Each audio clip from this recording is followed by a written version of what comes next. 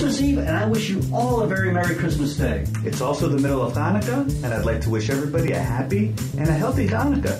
2011 has been an interesting year. We've had lots of ups and downs, and while many of us are struggling, there are those that are thriving.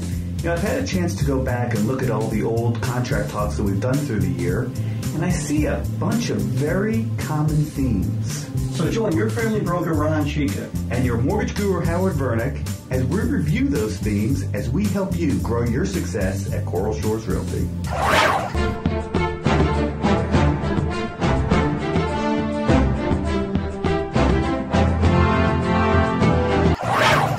As we look back, the first thing that has resurfaced over and over again is for us as realtors to be prepared. Kind of like the Boy Scouts, right? Exactly. Whether you're working with a buyer or a seller, make sure your party is in a position to close before you either show a property or you put a property on the market.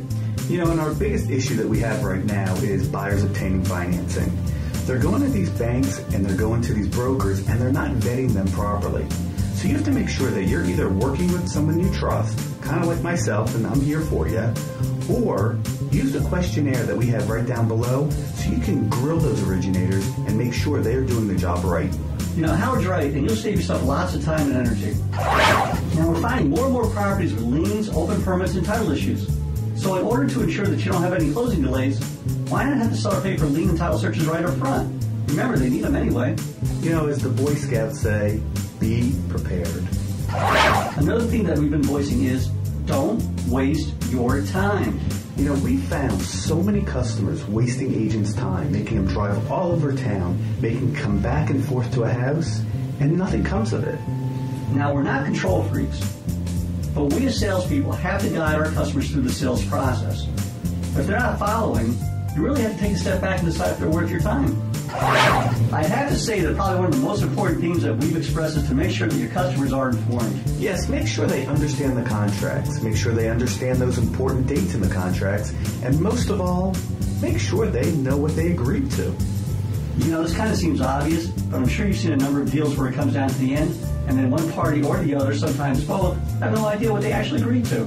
And this always leads to problems, and that deals blow up because of this. Finally, when going back and reviewing some of our messages, make sure you have protections for your customer. This goes hand in hand with making sure your customer knows what they agreed to and committed to. I can't tell you how many times a simple clause in a contract limiting costs to either the buyer or seller could have staved off an endless array of telephone calls and arguments. We should all really be thinking of the worst case scenarios and protecting our customers against them. They'll appreciate your efforts, and I'll appreciate your efforts. And it's always good when this guy appreciates your efforts because this guy always has your back. Well, this brings us to the end of our Christmas and Hanukkah edition of Contract Talk. Thank you as always for taking your time with us. Please add in your holiday comments down below.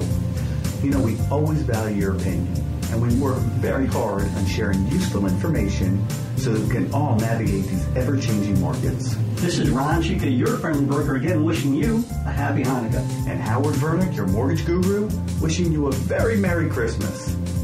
Wait, that was a little backwards, wasn't it? It doesn't matter, the sentiment's the same. Well, you're right. And thank you for joining us in this edition of Contract Talk. Wait, Merry Christmas. Happy Hanukkah.